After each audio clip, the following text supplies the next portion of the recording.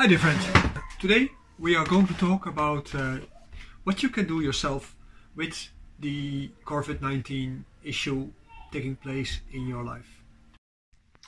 In this video I'm going to talk about some serious and less serious effects of the virus on your body and what you can do for prevention and what exercises can help you to deal with it once you are affected.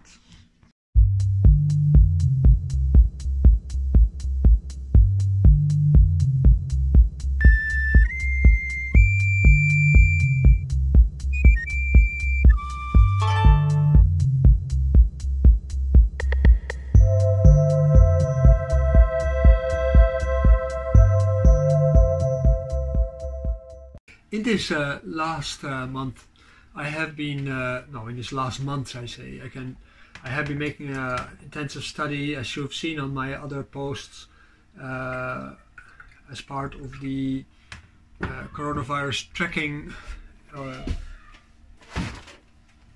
from about January or something like this. And in the meantime, I've also done all kind of other studies. I've brushed up my medical knowledge from the time that I was doing my basics of anatomy and physiology as part of my PhD studies, and which I never need for Chinese medicine. But we're talking here about Corona, and we have to talk about some aspects here, technical aspects, theoretical aspects that are relevant for you to understand what it is about. First of all, it is a respiratory disease, and respiratory disease you can separate in an upper respiratory disease and a lower respiratory disease. When you have a common cold, usually that's an upper respiratory disease, and in the Chinese medicine, respiratory diseases like flu and cold and so on, they are all usually falling under their own category in different stages. So very often something begins as an upper stage and gradually sinks into the lower stage where it becomes more serious, and eventually it can become so serious as to affect your lungs with permanent damage, like in the case of pneumonia. When we look at these things from Chinese medicine perspective, we see that there are different kinds of diseases.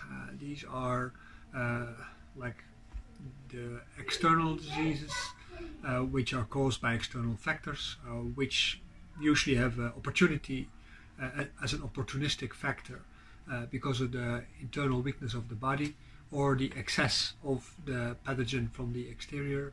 Or we talk about diseases caused by aging, or we have something like consumptive diseases, and we have what is called pestilence. And pestilence is basically what we talk about when we talk about COVID-19, SARS, and other plague-like substances that are affecting our lives and are overpowering what in Western medicine is called your immunity.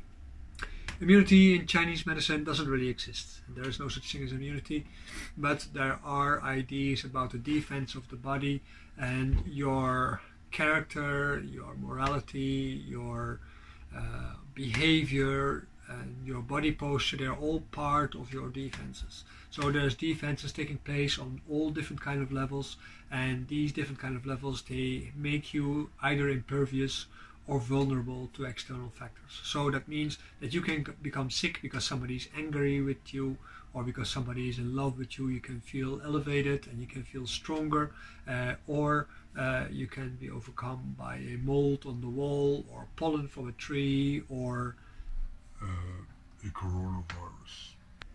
In a sense, we can say that a respiratory infection is due to an infectory agent, which for Chinese medicine is called a pestilence. You have to understand, in Chinese medicine, a pestilence is a sort of conscious entity which is able to split itself up and move from one person to another person.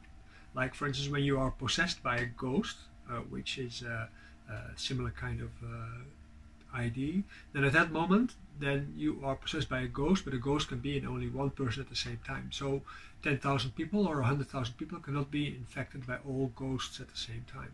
But a pestilence is an entity that basically breeds and separates. And the idea of pestilence as an entity that splits up and spreads out over many people is from somewhere in the 14th, 15th century when it was completely crystallized in Chinese medicine. In the West we didn't have that idea yet, but you have to understand the plague did not pass by on China too, so they had a long time to think about it, and as such Chinese medicine has always been very scientifically inclined and trying to find answers for all kind of things from generation to generation. Then thoughts, trains of thoughts, they kept on going until eventually a suitable explanation was being given. And what is the next thing with a disease like this is that an infectious agent has an incubation time. An incubation time means that it needs some time to enter your body and to settle itself. Having been settled, do something to your body that makes you feel sick.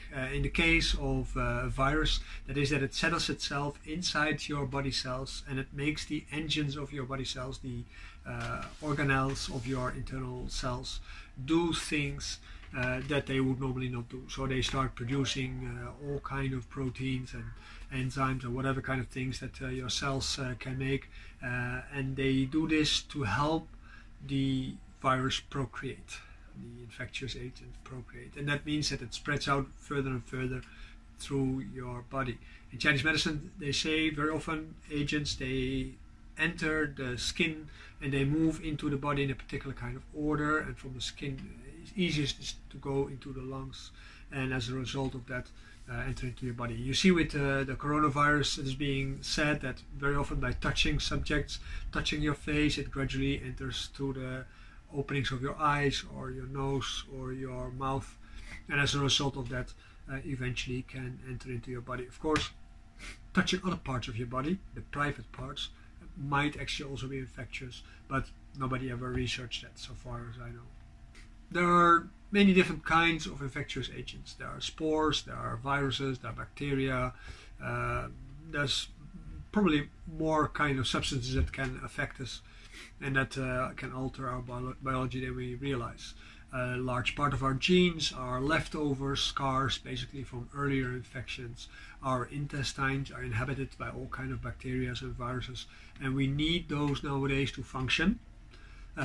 We need particular viruses and bacteria to function properly, and there are some viruses and bacteria that actually do us harm or make us swell our belly or make us have a heart attack or develop cancer over time. So you cannot say from infectious agents that they are necessarily good or that they're necessarily bad. We just know that they do something to us. Coronavirus belongs to the category of acute respiratory diseases, or ARD. With an acute respiratory disease, or ARD, we speak of three different meaningful factors that you do need, otherwise the ARD cannot happen. First of all, you need a host. That would be you or me. You need a pathogen, that would in this case be the coronavirus, and you need an environment where it can be infected, and usually that is the space that we usually call the person in Chinese medicine, that is about 1 meter distance from you. This is where your, what is in popular literature is called your aura. This is your living space. It is a little bit protruded on the outside because of your fingers and your hands. It is a little bit above your head, like this. This is basically your body. So everybody within that body is intimate with you, and that means that in many places of the world where we are doing things, we are intimate with people, and we reinforce our group consciousness continuously by moving in and out of our bodies. You can see the same thing with trees. A tree is branches, there's a stem, there's roots underneath, and the actual mind and the body of the tree is underground, and then you have the stem and the branches, which are its lungs and its sexual organs. And you see the same thing with mushrooms, where the mycelium is moving through the ground and can sometimes be huge and be as big as a forest floor, and every now and then mushrooms come up. and different mushroom kinds. They are intertwined, and they connect with the trees, and they help trees to communicate with each other, and so on and so on. So you see that the intertwinement of things, that is actually the real body, and the space around the tree, that is the safety margin of the body, the tree body. This is also where other animals, they nest inside, and they feel comfortable and feel safe in there to build their house. And this is also why when we are lying down under a tree in the spring or in the summer, we feel like, oh, we can finally find a rest here. And this is why people sometimes consciously try to hug trees, because they think they can build a relationship with a tree. Well, in fact, they're only just like all the other parasites. In case of the coronavirus, we can see that there are particular kind of symptoms, like there's a fever, and starts usually with a running nose, there's sneezing, cough, there's a lethargic attitude, there's body aches, there's a sore throat, there's a short breath, there's a wheezing, and there's difficulty of breathing. If you have these kind of symptoms, that doesn't necessarily mean that you have COVID-19. You can have any other kind of respiratory affection. So you don't need to worry immediately when you have that, but when it starts with a very high fever, you should start making yourself some worries. The behavior that you need to not get COVID-19 is the same behavior that you need for all the other respiratory diseases. So in effect, the behaviors that we are now learning to protect ourselves from an aggressive respiratory disease like COVID-19 are basically the same things that we need for any other virus. And I have to say, in spite of all the legal and humanitarian ideas about dressing styles for particular people, the burqa, where you only have your eyes open, actually, if you also put glasses on it or a veil or something like this, at this moment is the most safe way of dressing for diseases like this, because underneath the veil you can wear a mask without being embarrassed or anything like that. Because I noticed in shops, when I walk around with a mask, people feel like, oh, what a relief. I'm not the only one who wants to wear a mask. But social pressure forces people very often not to wear a mask where they should wear a mask, and to wear gloves where they should wear gloves. And you can't yield to social pressure, because the social pressure actually causes the virus to spread much more wide than required or necessary. In that sense, Japan, Taiwan, other countries where they basically shared masks with each other, they did massive testing, they were much better able to get a hold on the spread of the virus than all the people that haven't done that, like in my country, the Netherlands, or look at the disaster that's happening in the United States. I'd like to point out that currently governments and healthcare providers, they measure with two values, namely that medical staff should be protected, but the people don't need so much protection. Of course, it's the people who are the spreaders of the virus. It is the medical staff that has to be protected, of course, to do their work properly. And what you see now in some countries, that a quarter of all the infectees, they are actually medical staff. That is quite high, and these need to be protected. But governments have to ramp up production for masks so that everybody can wear masks and gloves to prevent that they help spreading the virus unwillingly. And that should have been done and prepared already from January, when it was clear that the COVID virus was going to be a disaster. And they could have predicted that it was not going to stay inside of China, because already quite soon there were small infection herds all over the world, and already at the end of January we knew that there were infections all over the world, and it was a disease that was very hard to control and very quickly spread. And actually what they were afraid of when Ebola was hitting western soils from Africa, that the spread of the virus would go so fast that people would survive a few days or a few weeks before they actually would notice that they would have Ebola. That didn't happen at that time, fortunately for the world. But with the coronavirus, it actually does happen, and also terrible things happen at the moment when you get a pneumonia and you are a risk case, where your lungs are actually running full of slime and you can't breathe anymore. So in that sense, My advice would be wear masks, wear goggles, wear gloves. I don't say that you shouldn't go out. You should go out because you need to do shoppings so that there's no run on supplies, and it's not that people are going to need all their packages of survival gear to survive a collapsing society. I don't think it will go that fast. But our economy will shrink, and as a result of that, our lives after the virus is gone or controlled will be different. And I hope, actually, because of this, that people will put less emphasis on economics and more emphasis on humanitarian needs of society, because we are a human society with humanitarian needs, and we need to take care of particular kind of things, and the environment of course is one thing, but also to make sure that there's no people who are poor or are destitute or have no help at the moment when they need help. All support for people should be organized by our larger community, and we are a global community. No matter what they say, we are not living in the 19th century anymore. Country borders are redundant. We don't need anything like that. We also need corporations who are thinking about their profits. We need an equal sharing between people. And no, I am not a communist, not at all. Quite the opposite.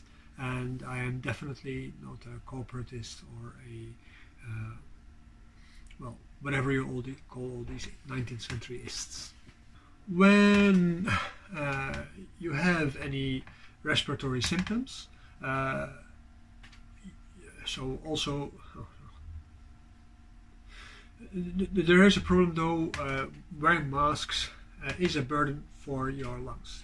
It is not easy to wear a mask, and you might develop respiratory problems, especially when you have asthma or bronchitis or you have allergies or something like this.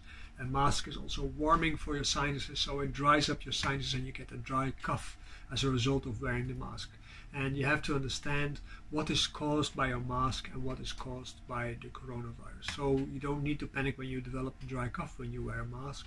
It might be the result of your lungs actually overheating and getting more dry because of the mask.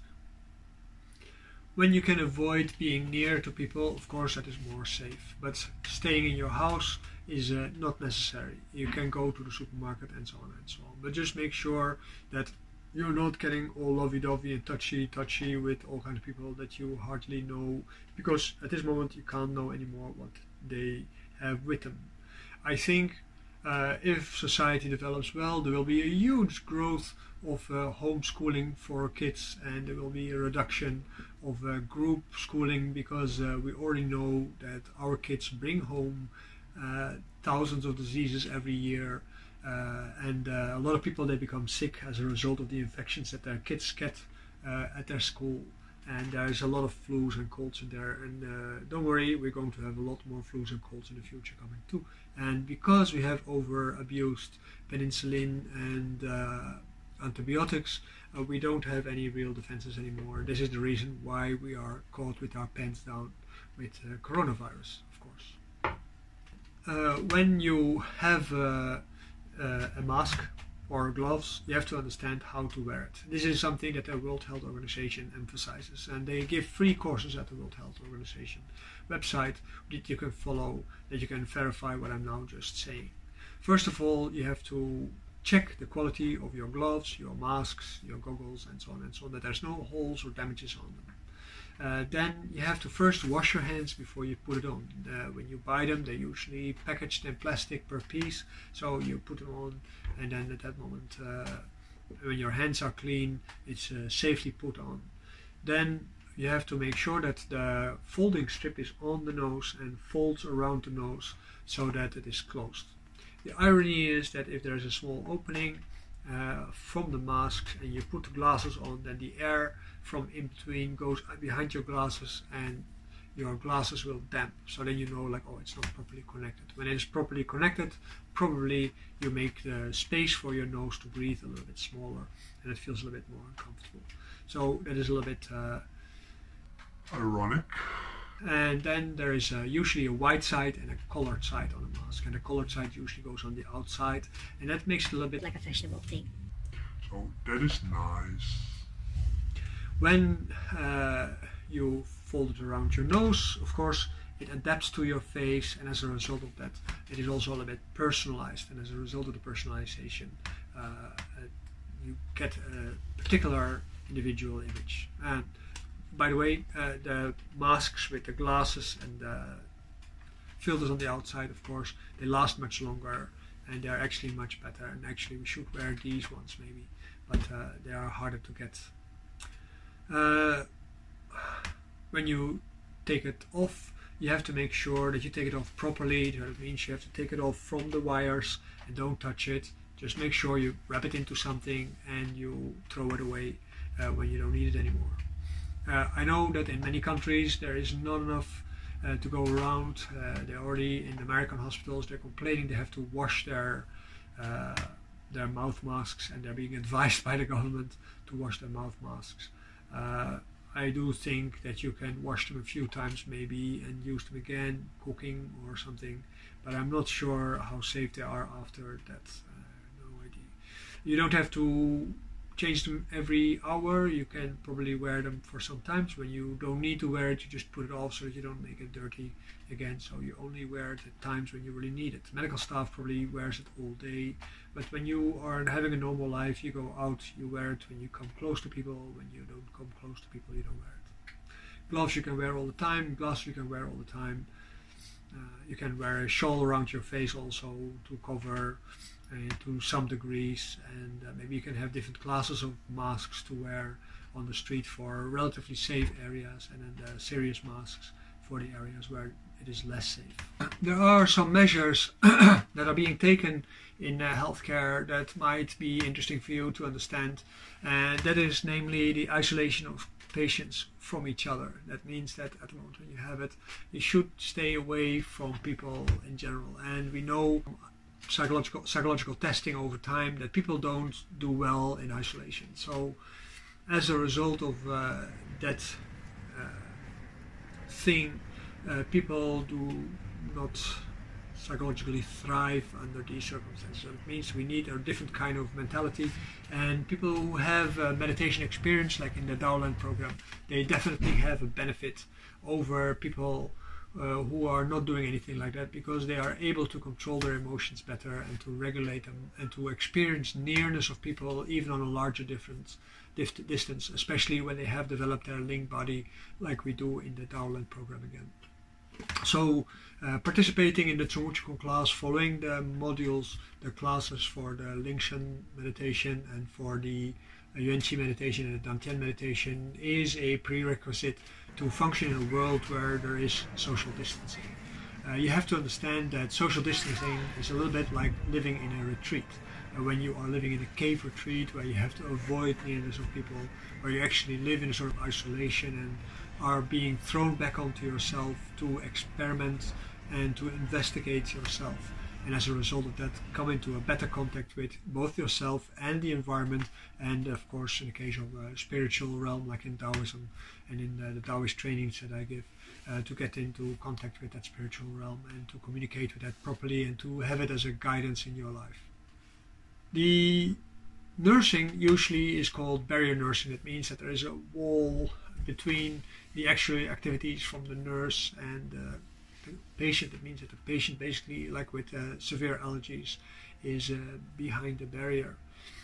They use vaccines, and in Chinese medicine we use acupuncture, we use herbs, we use exercise, and we do preventive measures like the ones that I'm talking to you right now about. You have to understand this COVID-19 virus is zoonotic. That means it is originating in animals, pangolins. This is sort of an anteater, and these pangolins, they are living outside in the forest in Hubei, and I live there myself, and I have seen them offered for meals in all the markets sometimes. They are not a very popular food, but they are, they are around because the people in Hubei, they eat for special occasions strange things sometimes, just like everywhere else in Asia. It's nothing new. And most likely it has been transmitted from the animal to a person in the hunting stage. and that means that the person already was incubated and getting sick at the moment when he came to the wet market, and it was not happening on the wet market. This is the state of research that we are right now. So the wet markets are not to blame in itself. It's just a freak incidence of transmission. Actually, something that happens in nature all the time between species. Is just that because we are living in large cities, we are living in continuously within each other's body, and as a result of that, it is easy to spread contagions from one person to another. And the incident that it comes from another animal to a human being only happens where people, of course, are in contact with other animals, whether it's a swine flu or whether it's a chicken fever or a cow disease. It doesn't really matter. Also, these animals, they get sick by things they catch from us because we handle them and we bring it to them. When you take care of all kinds of other things to protect yourself, you have to understand that washing your hands is, of course, very important. And you can, for washing hands, you can use soap, but you can also use alcohol. And alcohol is damaging for your skin. So you have to realize that if you wash all the time with alcohol, you're going to have rashes and your skin is going to be dry, and as a result of that, it will be more vulnerable to viruses and bacteria and spores and fungi and so on. So washing with alcohol is only when really necessary. Medical alcohol is no better than pure alcohol, and no, you can't use your Johnny Walker for washing your hands. That's not strong enough. When you're washing your hands, you have to make sure that you wash your hands long enough, because it takes time before you really rub everything, and the soap needs time to do its work on your palms. It is good to also have a cream at hand so that you can nourish your skin again after that. Also, particular kind of oils like sesame oil with a pure quality, of course, can be very helpful for your skin. It also helps you to restore the youthfulness of your skin at the same time, so you also provide your vanity a little bit with support. There's particular places where you need to be taking care of your washing. When you come into your house, wash your hands. When you go out of your house, wash your hands. When you get into a shop and you come back, clean your hands one way or the other. If you have touched all kinds of things in the shop, like the vegetables and the pots and so on, you don't know what is there. And make sure you also wash your face in case you haven't worn a face mask with only your eyes open and goggles on it. Then also the World Health Organization says that when you are coughing and sneezing, you use fresh tissues to sneeze into, or sneeze into your arm if you can, but then after that throw it away. Your arm, of course, is going to be infected when you sneeze, when you would have it, or you offer your arm to somebody else to sneeze into. That might also not be a good idea. So that means that you have to clean your clothes frequently. You have to wash your clothes very often for that kind of purpose when you do that. Don't use tissues that are for frequent use. Make sure you use disposable tissues. Of course, that's not good for the environment because a lot of cellulose has to be taken from nature to make these things.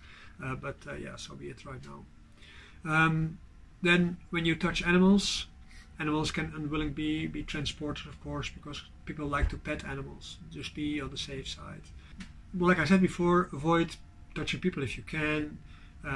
Do not avoid your therapist because you have to rely on your therapist to keep its practice clean and safe for you, and to make sure that you can keep doing your therapy. I notice, for instance, a lot of clients are now afraid to come to my clinic, not because of my clinic not being safe, but they're afraid of public transport.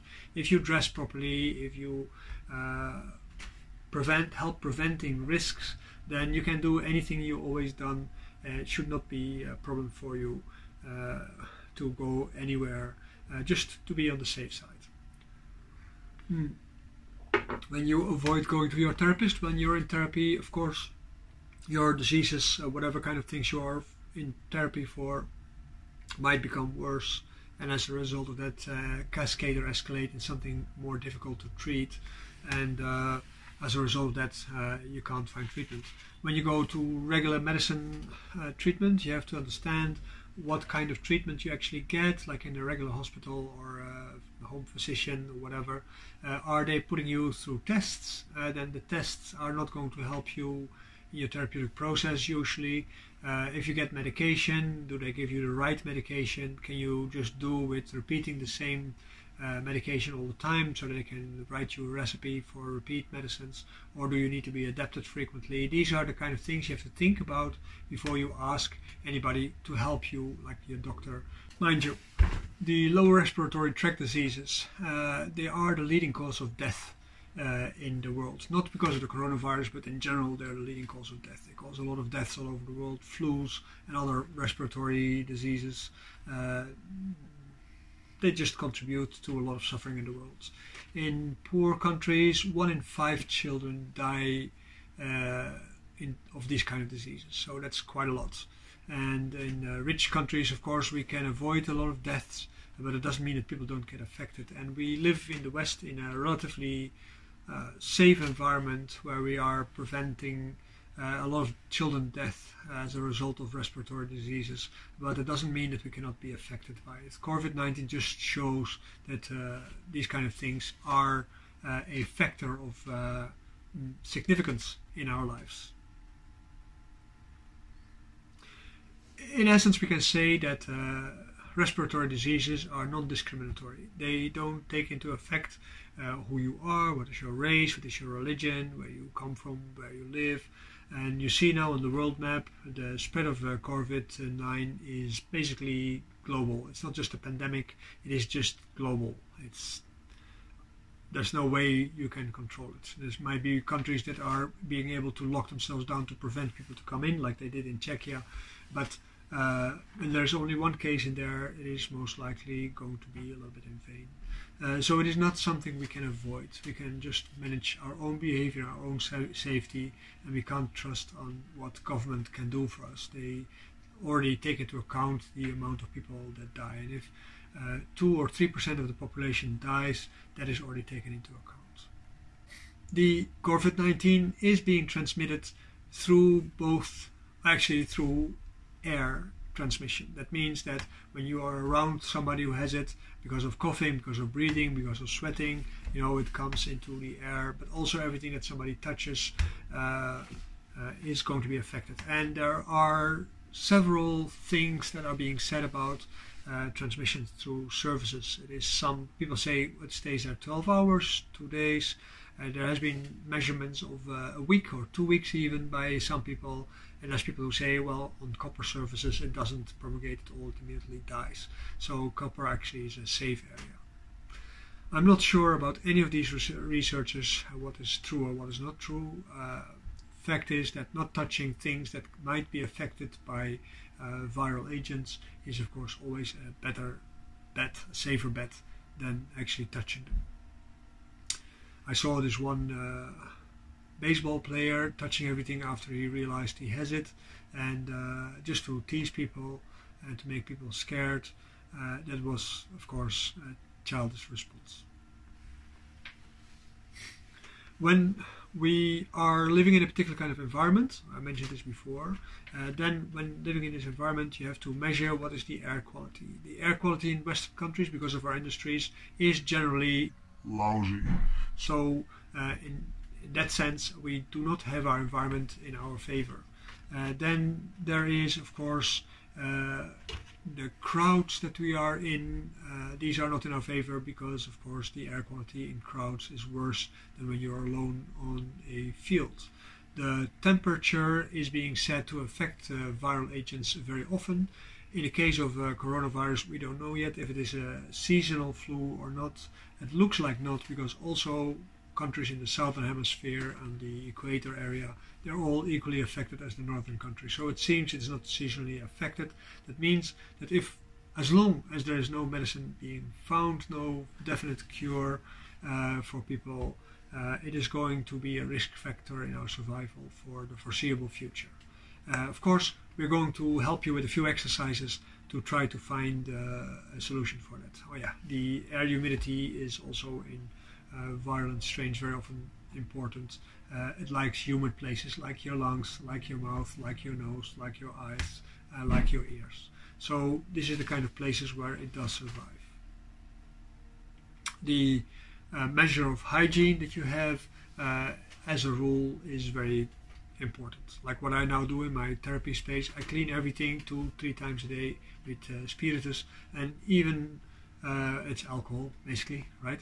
And even though I have a significantly reduced amount of clients, I keep doing that just for the routine, because I'm expecting that people eventually, certainly after a movie like this, want to be sure and want to have some additional treatment with acupuncture or maybe moxa or something like this to help them overcome this kind of virus when they have a light form, or that they want me to come to their space as a visiting therapist. So let's talk about what we can do besides the preventive measures of gloves and so on. When we talk about upper respiratory diseases, we usually talk about the affection of the nose and the throat, and all respiratory diseases are generally considered to start as an upper respiratory disease. So it doesn't come in the lungs easily, it has to go through several kind of barriers. And it means that we have the opportunity, according to Chinese medicine, to prevent it, to enter deep into our system before it becomes, well, uncontrollable.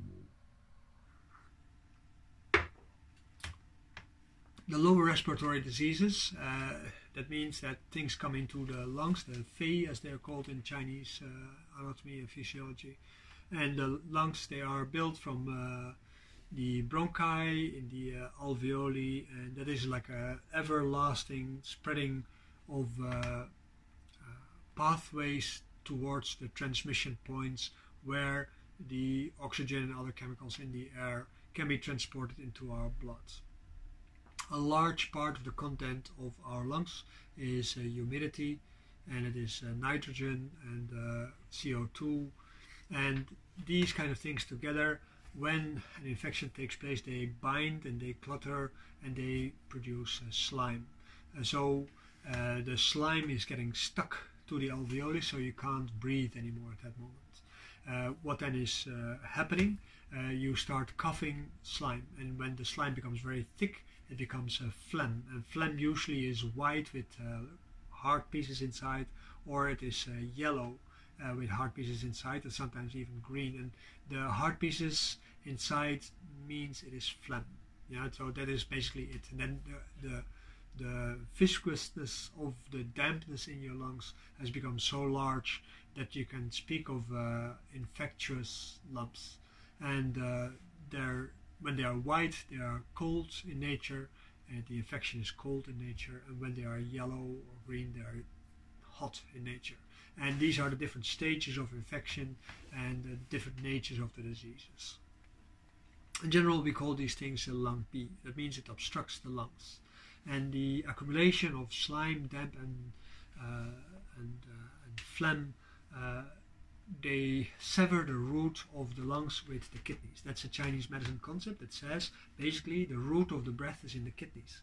It's in the dantian, and it is not something of the lungs. And you see that many yogic people, they breathe towards the kidneys, towards the belly, and that is actually wrong. The kidneys and the dantian should ask for the breath, and when that is not happening, because there's no connection, the breath cannot sink, and then the diaphragm does not have the freedom to move, because the viscousness of the lungs keep it stuck in a particular kind of position, and there's no depth in the lungs. So then the amount of space in the lungs that can be used is much lower than what is required. The problem, according to Chinese medicine, is that at the moment when we breathe, we panic at the moment when we are obstructed, and panic, fear, is something that belongs to the kidneys and creates an adrenaline rush, and that urges us to do more. And anything that has a fight or flight reaction urges us to do more. That is basically the root of Western sports and the Western mentality and military mentality of peoples all over the world, including China and Japan, Korea, and so on. What is important to realize here is that you have to develop a response where you are not panicking. At the moment when you develop a response where you're not panicking, then at that moment you have the opportunity to avoid building tension in your lungs and to make the phlegm actually grow, because at the moment when you're panicking you add heat to the process, as a result of which you create more damp and more slime, and you basically try to push the phlegm into itself, because that is basically what you're doing at that moment. So you shouldn't do that. What you have to learn to do is, at the moment when you notice you have phlegm inside your lungs, is that you learn how to relax your shoulders, relax your neck, relax your chest, relax your diaphragm, and go sit straight and just breathe very slowly, and try to take the breath pressure off your chest. Right? At the moment when you take the pressure off your chest, then at that moment you're breathing and you go like.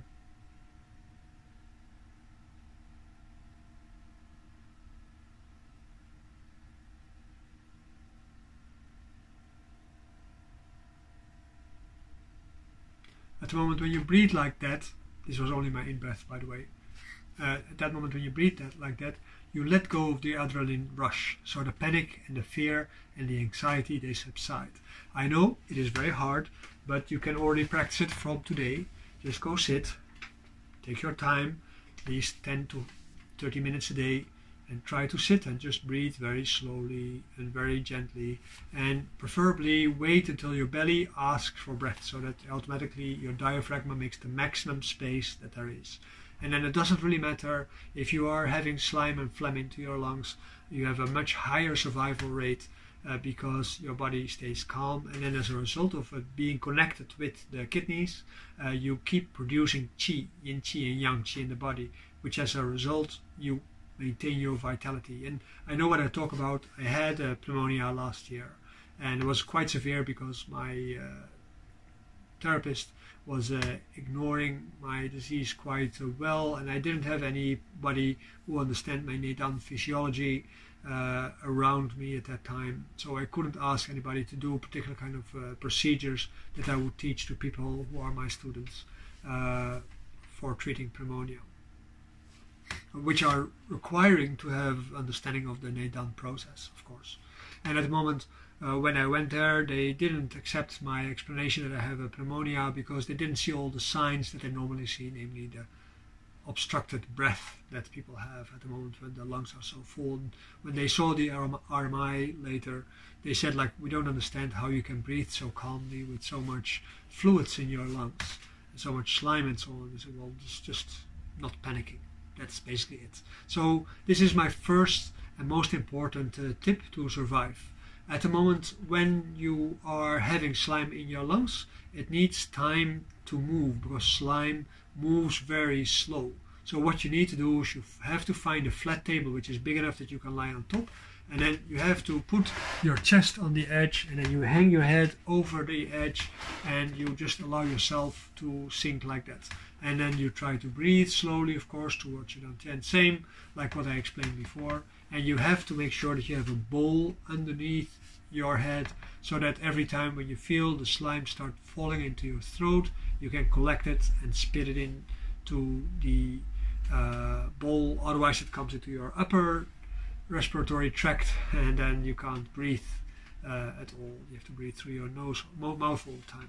And if you breathe through your nose, of course, it is much better for cleaning your breath before it gets into your body. So this is very important, because the slime and the severance of the root of the breath causes the shortness of breath. When you get into a cold infection, whether it is Corona-19 or any other cold infection, is that you have to let the wind go out, because in Chinese medicine the pathogenic factor which is the cause of the problem is usually called wind. And you do this usually by rubbing and slapping. And if you rub the back of your head and the base of the neck and you slap it, you slap the wind out. Don't slap too hard, because you can get yourself a concussion. But you just slap it until you eventually feel your head cooling down, and that's usually the wind leaving. There's pressure points on the back of your head. You can press them and then lift them up so that your neck becomes long, and always walk around like that, as if you lift your neck up, so that the wind can always go in and out freely and cannot get locked in. So if you stay calm at the moment when you feel something happening to you, you don't close it and you go like shivers. No, you feel shivers, go like shiver in the opposite direction. So you have to learn that. You have to teach yourself that. Then at the moment when you feel like this is like that, also slap on the 7th vertebra, or let somebody slap you on the 7th vertebra if you can't reach there by yourself.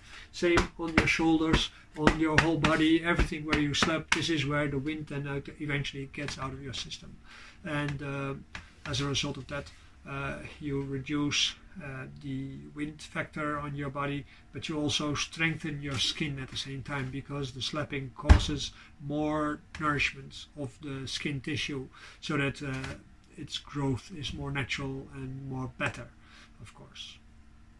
Second part is, or the third part actually, because the breathing calmly is of course also very important, is do Dantian meditation. Dantian meditation is basically focusing your mind on the space underneath your navel, which is called the Dantian field. And at the moment when you hold your attention there and you just sit, even if you just sit with your hands on the table like I sit now, and you hold your attention there, you keep your eyes half closed, half open, and you just pay attention there. You gradually start noticing your breath wants to move through your body and gradually sinks and settles into the belly.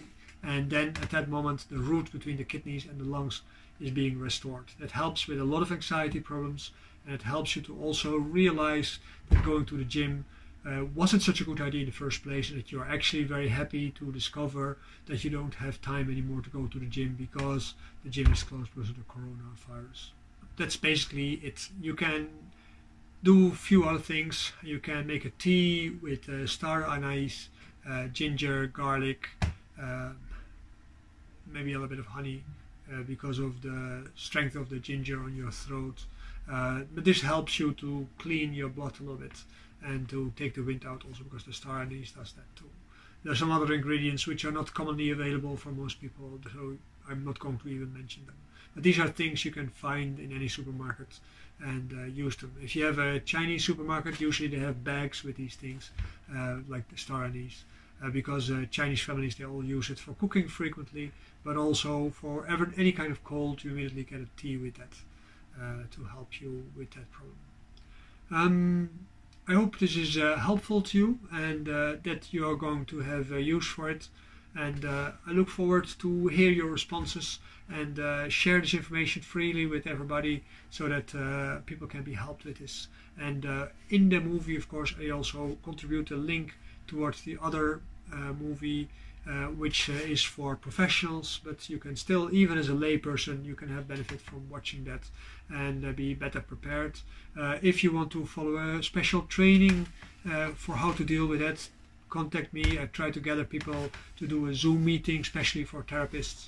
And if you need personal coaching because you're in lockdown and you need support, emotional support, or help with the training, contact me for a light fee. I will support you anytime. You can become a member of my Patreon account, of course, that's the light fee. And try to participate in the online classes, and let your children also play in the online classes, so that they can do the Kung Fu classes and, you know, blow off a little bit of steam. We also do the Wudang Fitness there, and when there's enough members, we also do the same thing for adults, to make sure that you become strong and fit as a result of your seclusion and your curfews, and can become better contributors to a more humane society. Let your voice be heard.